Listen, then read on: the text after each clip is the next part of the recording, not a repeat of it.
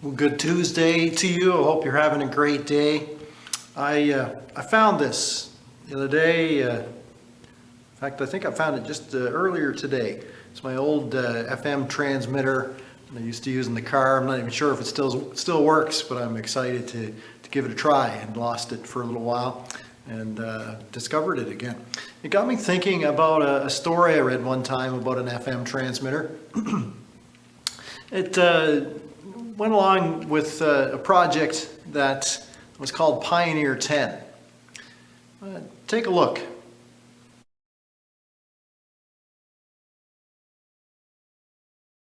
That's an artist's rendering of a deep space satellite known as Pioneer 10. In 1972, it was launched by NASA to explore our solar system. It was a bold mission. The satellite's primary goal was to reach Jupiter, take photographs of the planet and its moons, and then beam all that data back down to Earth.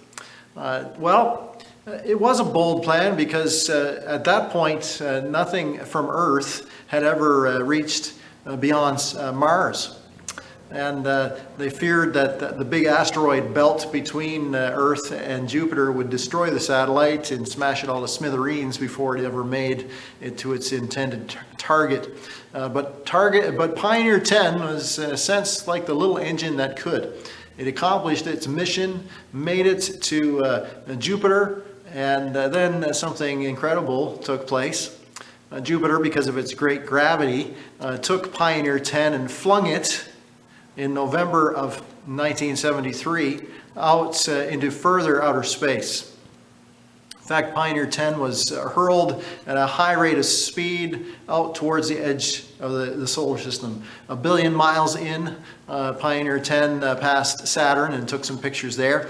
About 2 billion miles away, it went past Uranus, and then 3 billion miles Neptune, Pluto at almost 4 billion miles, and it was still going. By 1997, 25 years after it was launched, Pioneer 10 was more than 6 billion miles away from the sun.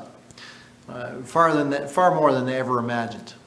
And despite that immense distance, Pioneer 10 just kept beaming back those signals. Those radio signals kept coming back.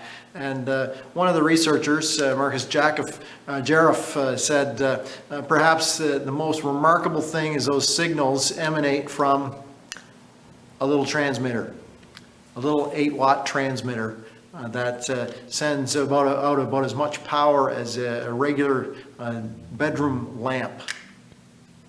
It takes more than 9 hours for those signals to reach Earth, but they kept coming.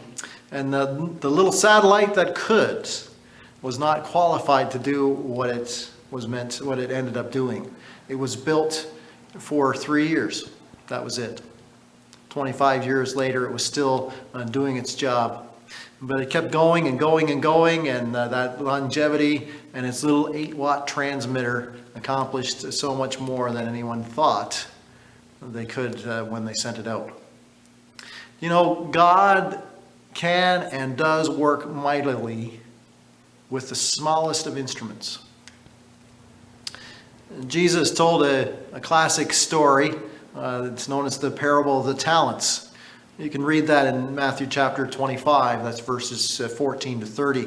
And as he tells that story to illustrate a point, he reminds us of this great truth. Not everyone receives the same talent, but that doesn't matter to God. What does matter to God, all he asks of us is that we use what he has given to us and that we faithfully put what he has given to us to work for him. So whether it's a little 8-watt transmitter that we are in our faith or whatever it is that we are given by our God, he wants us to use it for his glory's sake. God can do an amazing thing with the faithfulness of even an 8-watt transmitter of a Christian. I want to encourage you today to keep praying for our nation. We pray God keep our lands, and let's keep looking to him. You have a great day, and God bless you.